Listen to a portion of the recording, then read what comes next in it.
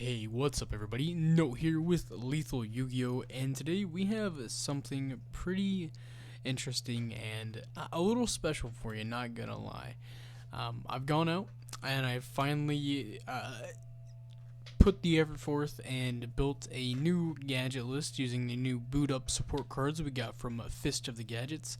A lot of people have kind of just disregarded the new support as being bland or boring or just not doing what gadgets really want to do, but I personally think that the new support's really solid in that it actually does give gadgets a pretty good fighting chance to at least make more plays and to have a more, fitting home, I guess, because gadgets, they've always been an archetype, right? They've always been used like an archetype, but they never really had that many cards to kind of combine and really show a theme other than searching and summoning monsters a lot. So I do appreciate that they at least established a official theme for gadgets, if nothing else.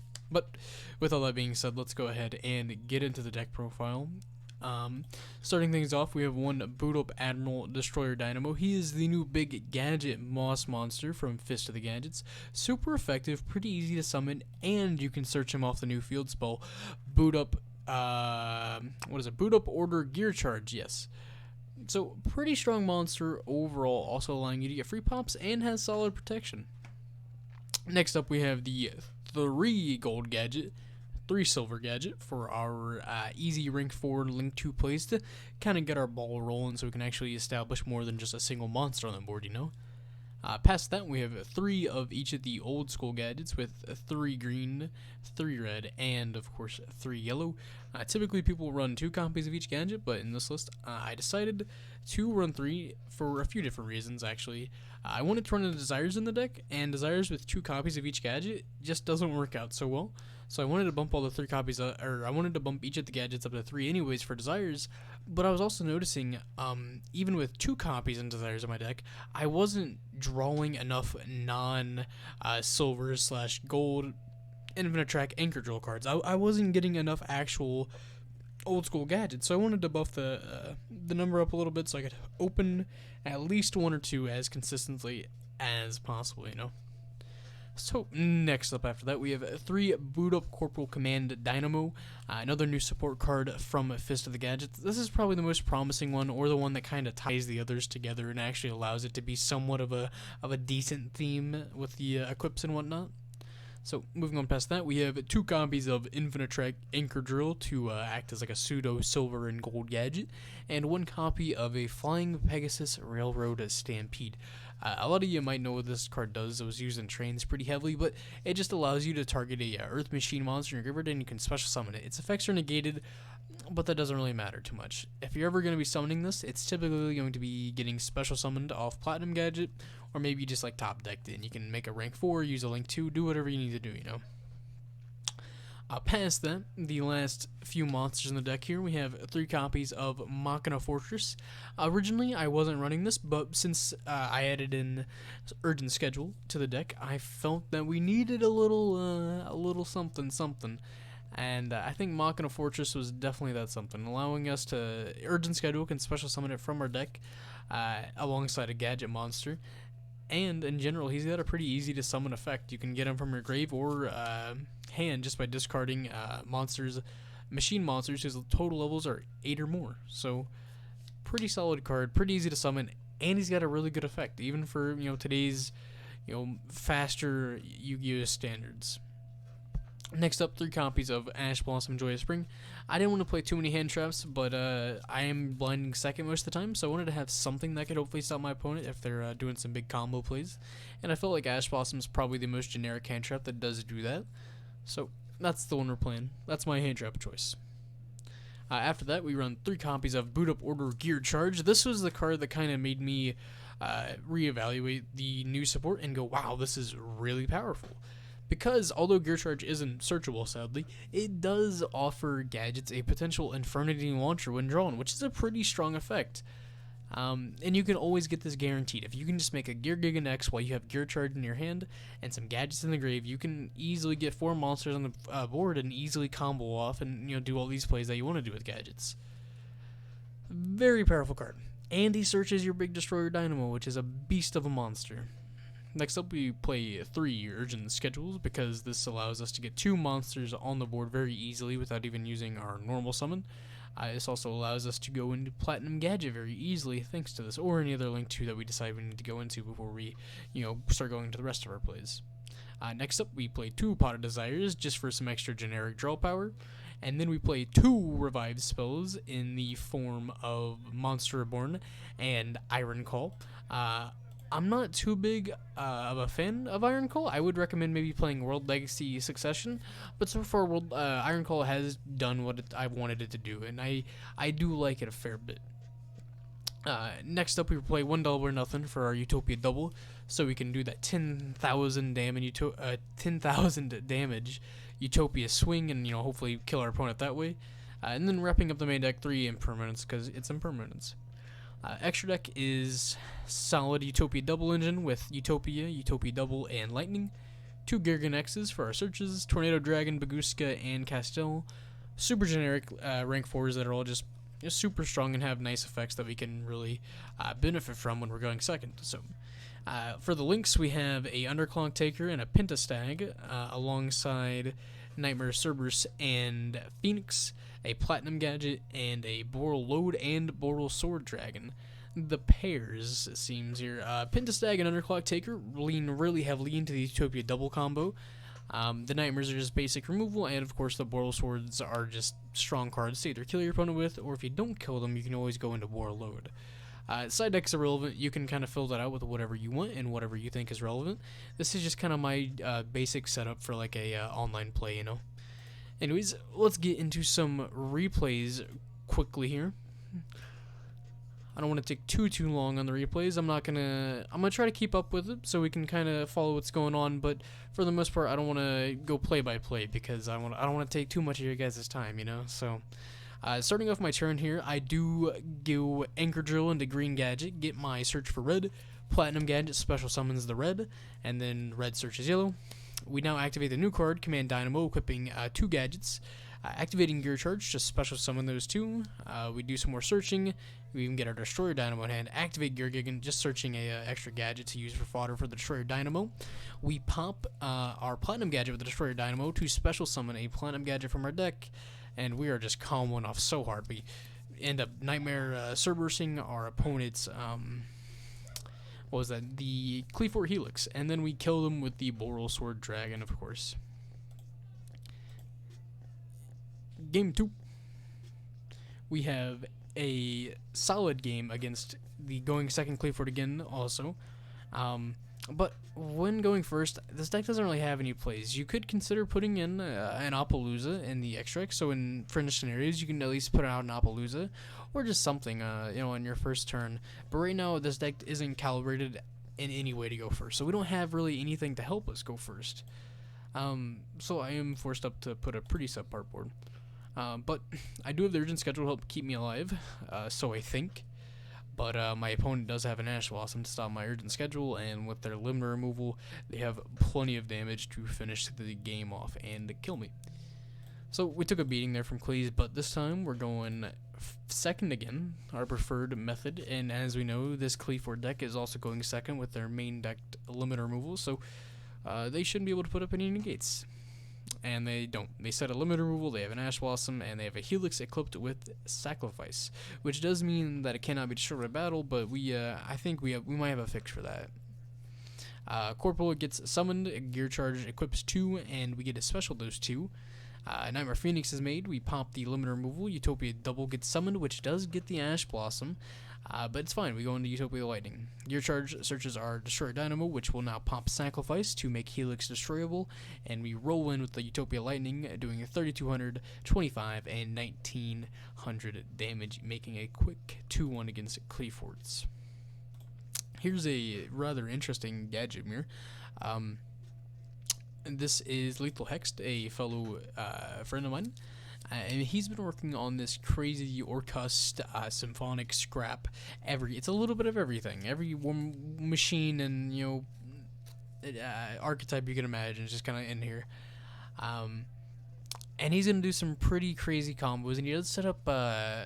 It's not the most menacing board, but it does have I think it has like a Din Girsu set up in the grave with a long Girsu up on board, Babel, Crescendo, and what is it? The some Predaplant fusion monster that has an effect that actually can solemn warning something from the extra deck if it were to be summoned, kind of like Stardust Warrior or the World Legacy World Crown. We'll go over that when he summons it here. Here it is, the Predaplant. It's got a lot of text, but the main thing is its first effect, where when your opponent would special summon a monster from the extra deck while you control this fusion summon card, you can negate that summon, and if you do, destroy that monster. Pretty good, right? We're doing some plays though. We end up baiting out the Predaplant with our Cerberus, and then we misplay heavily by summoning our Machina Fortress in a zone that is a Link monster is pointing to, so he gets to use the Langirsu's effect, sending it and not destroying it, making sure that Machina Fortress's effect actually doesn't get to go off, and I don't get to destroy one of his cards on his field. And because of that, yeah, it's not looking so good for me, huh? Yeah, that's game, huh? It's like that sometimes. We misplayed, and we learn, right? Game 2, I let him go first again, thinking completely innocently that he will never be able to open that board again. And then this time he actually throws up an even bigger board. And because of how badly he destroys me, we're going to go ahead and skip this replay to save a little bit of time for you all. I don't want the video to be too long. But regardless, game 3, he does go first again. And, game 2, you might have noticed I actually had Ash Blossom, and you thought, well, maybe, you'll be able to live with the Ash Blossom, and you'll have the negate for something. I actually Ash Blossomed his Needle Fiber game 2, but he had such a strong Orcust setup that I couldn't play through it. And I think he just negated 1 or 2 things, and I was out of the game.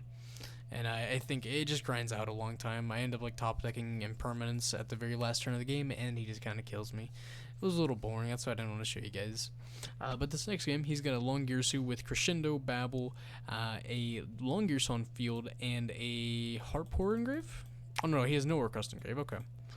But as you can see, my Platinum Gadget there got Crescendoed, and he just kind of uses Crescendo, searches Heart Pour, normal summons it, and pokes in with all the damage he can, dropping me down to 1,200 life points. But importantly, his only negate right now is the Long Girsu, or the only interruption he has is the Long Girsu, because he still doesn't have any Orcust monsters in his graveyard currently.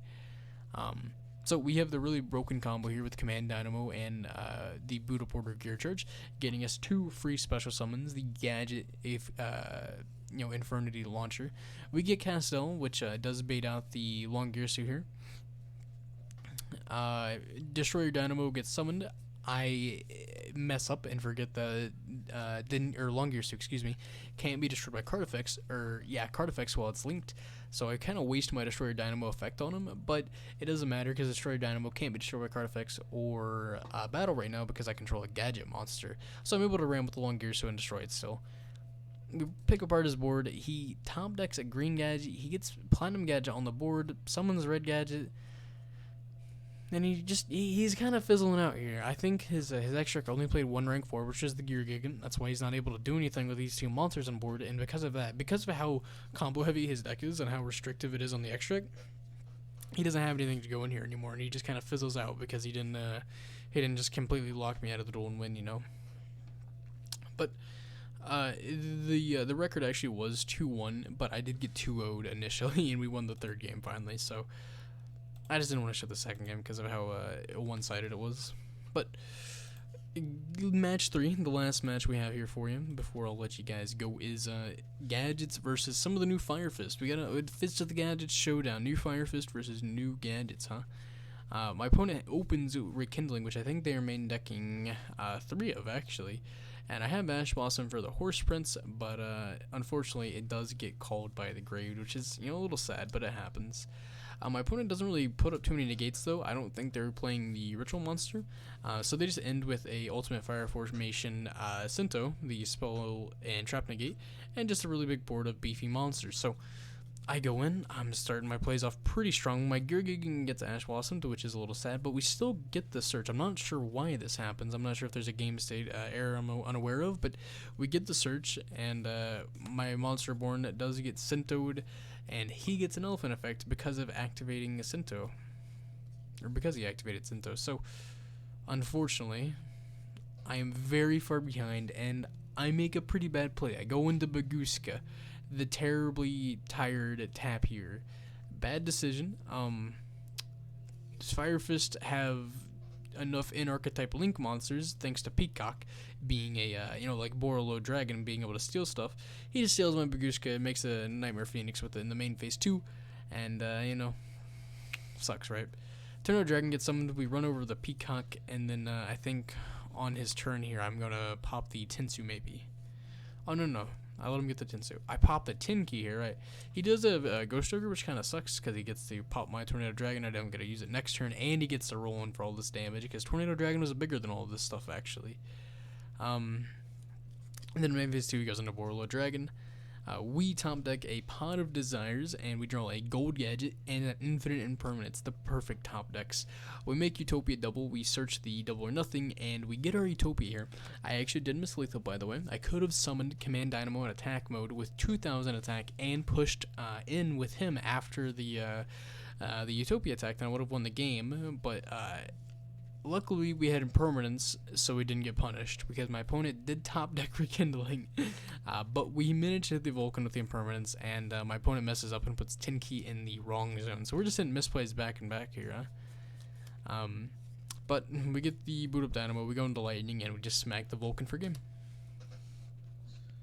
That's another really cool thing about the Utopia double combo, is that if your Utopia does stick around, which typically he does if you don't win, Utopia the Lightning will come in clutch next turn, if they can't, put a whole lot of force on the board. And so my opponent's popping off. They got a pretty good hand. Open Rekindling again, getting 2 off at once again to go into their Horse Prince for free. Rooster gets activated. They get the Tinsu, Normal Summon Dragon. They're doing all the fancy stuff here, but I don't know. They just don't manage to put out that many gates. I think negates. They have the Tinsin, Impermanence, Called by the Grave, and a Sinto here. So there's a Monster negate, Spell and Trap negate, the Called by the Grave, and a really big booster in the form of Tinsin. Which is actually why I have summoned the Machina Fortress, is because I knew I could bait out the Tinsin if I rammed into the Peacock, or the Eagle, excuse me, and then Fortress could pop him with his Destruction effect. So, Platinum Gadget rams Rooster though, and we get to special summon the Gold Gadget from our deck. In main phase 2, we go into Tornado Dragon, popping his Tinsu, and then I think immediately after that we pop the, so he tries to activate Tiger King, and which does force me to bait out the Tornado Dragon effect. So I hit the Sinto, and wow, another Rekindling, huh? That card is pretty strong, huh? Because of my opponent having another Rekindling, they get a pretty insane board here. They get so much free value and free resources that their board is just going to be so massive and mighty by the end of this turn that I'm just not even going to have a chance. Look at all this damage. Surprisingly though, I don't lose during this battle phase. The Silver and Gold Gadget both float when they're shut out of battle or card effect. You can only use one of their effects per turn, keep that in mind, but they float into a different gadget from your deck, so I was able to block 3 attacks thanks to that Gold Gadget. But, regardless, we top deck Ash Blossom and we lose anyways, That's how it goes, right? You survive the damage and then just die in the next turn. So, game 3 here. We have a pretty good hand, actually. We start off with Urgent Schedule, which does get Ash Blossom and Joyous Springed. Anchor Drill gets Normal Summoned and Impermanence. My opponent didn't have a very good hand. They had, Spirit, and then essentially 3 negates in the form of Ash Blossom, Ghost Ogre, and Called by the, Infinite Impermanence, excuse me. They do top deck a Rooster for their turn though, and they try to activate the Tinsuit and pump it with Rooster so that they can get a Tin Key from their deck, but luckily I have the Impermanence in the back pocket and we stop that from happening. Platinum Gadget gets summoned and the effect is activated, but Ghost Ogre does meet it, which might have actually been a misplay here, I'm not too sure. Underclock Taker gets summoned, we summon Command Dynamo, and then Utopia Double gets summoned with our 2 level 4s, and that 0 attack Rooster never stood a chance. And that's all the games, ladies and gentlemen. Here, once again, is the deck list if you wanted to take another peek. And yeah, hope you guys enjoyed the video. Make sure to like, comment, and subscribe if you did. Peace.